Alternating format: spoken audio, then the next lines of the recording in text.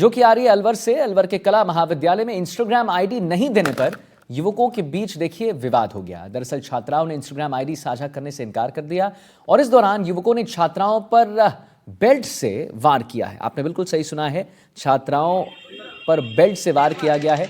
College के एक छात्र और 2-3 छात्राओं को कुछ मनचले युवकों ने बेल्ट से भी पीटा है।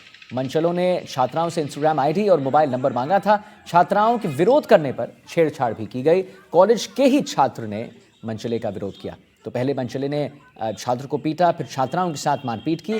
डर के कारण छात्राओं ने खुद को कमरे में बंद कर लिया और कॉलेज स्टाफ ने कुछ युवकों को पकड़ लिया, जबकि कई युवक मौके से फरार हो गए हैं। कॉलेज स्टाफ ने शिवाजी पार्क पुलिस को आरोपियों को सौंप दिया है। बताया जा रहा है कि जेल सर्कल के पास के हॉस्टल से कुछ युवक कॉलेज कैंपस में घुसकर गुंडागर्दी कर रहे थे, आवारागर्दी कर रहे थे। उधर छात्र और छात्राओं ने प्रिंसिपल को मारपीट करने की शिकायत दे दी।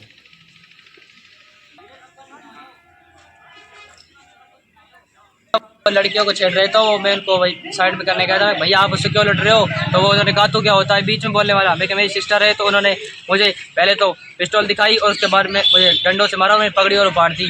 फिर वो पीछे में भाग गया, तो वो पिस्टल लेके मेरे पीछे भगे थे और मुझे मारने के लिए। उनके हाथ में बंदूक थी और मुझे मारना चाहते थे। कौन लड़के थे सर वो लड़के जानता नहीं, और यहाँ से उन्होंने 100-150 आदमी और बुला लिए थे मुझे मारने के लिए। कहाँ से बुलाए? सर कटिक छात्रावास से। अच्छा, तो क्या फिर कितने लोगों ने हमला किया आपके ऊपर? सर कम से कम 50 जने थे जिन्होंने हमला किया। सर मेरे सिर में लगी है और सर मुझे पता नहीं, सिर में सर बहुत ज़्यादा दर्द हो रहा है। बेल्ट वेल्ट भी लाए थे क्या?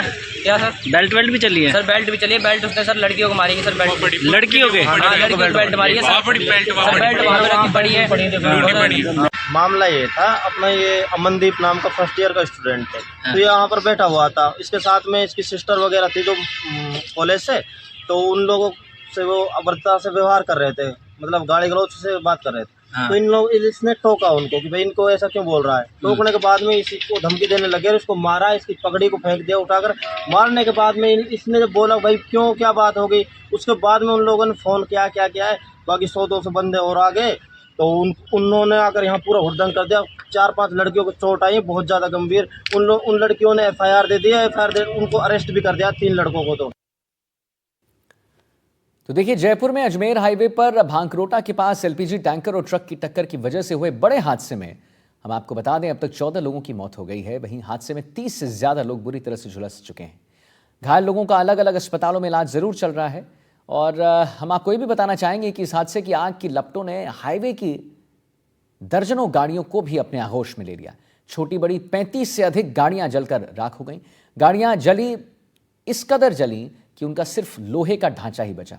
इस हादसे से जुड़ी तस्वीर देखकर इस हादसे की भीषणता का अंदाजा लगाया जा सकता है। कांग्रेस नेता सचिन पायलट ने SMS अस्पताल पहुंचकर पीड़ितों से मुलाकात की।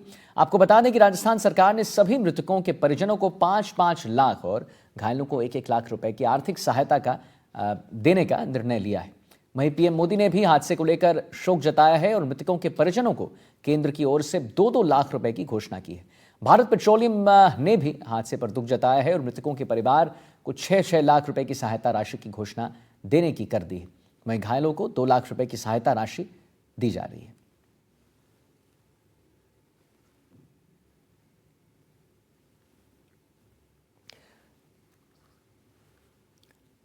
तो इसी खबर पर और जानकारी देने के लिए वीरेंद्र हमारे साथ लाइव जुड़ गए हैं। वीरेंद्र, राशि जो है वो आवंटित की जा रही है, जैसा कि हम अपने दर्शकों को भी बता रहे थे। क्या जानकारी आपकी उस पर आपके पास क्या जानकारी?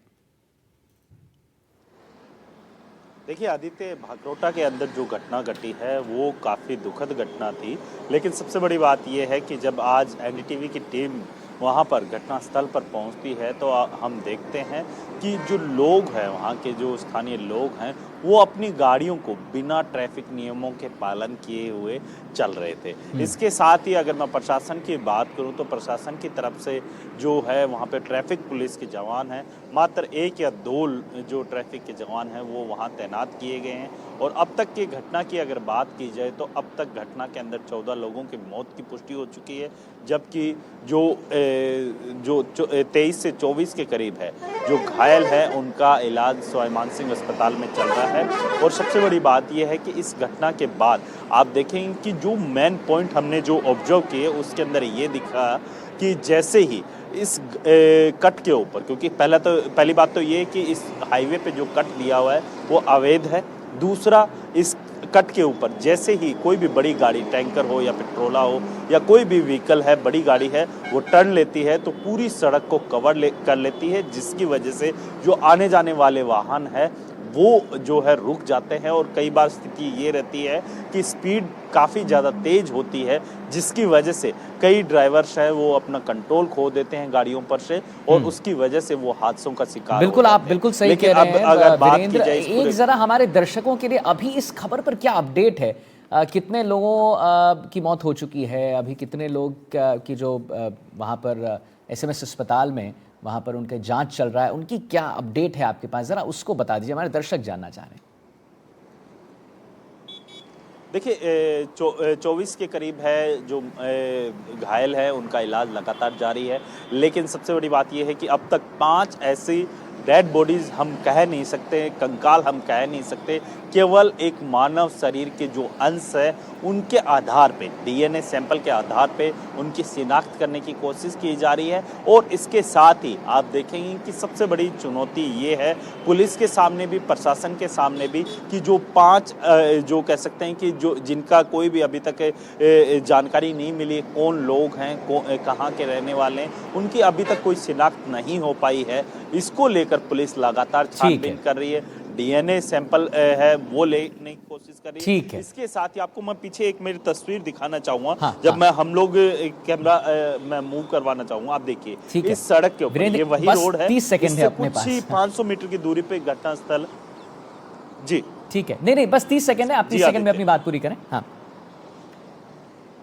बिल्कुल। देखिए आदित्य, ये मेरे पीछे ये सड़क देख सकते हैं। इस सड़क के ऊपर एक साइन बोर्ड लगाया हुआ कि भाई आप अलर्ट हो जाइए, आगे है, सड़क का काम चल रहा है। हाँ। और संभल के चलिए। और साथ ही दूसरी साइड और देखेंगे तो वहां पे भी एक साइन बोर्ड है, वो दिया हुआ है।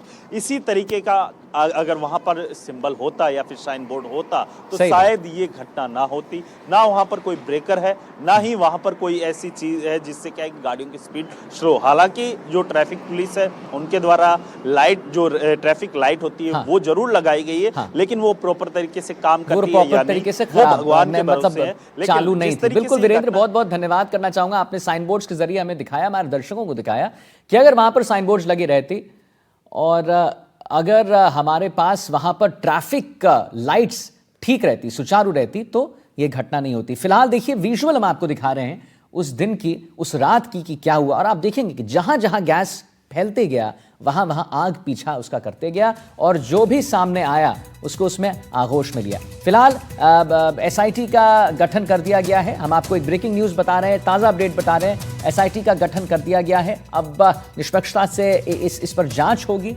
जयपुर अग्निकांड पे, और एसआईटी का जो गठन है वो कर दिया गया है। Police commissioner Biju George Joseph ने गठित किया है एसआईटी, और एसआईटी जो है अब आगे की कार्रवाई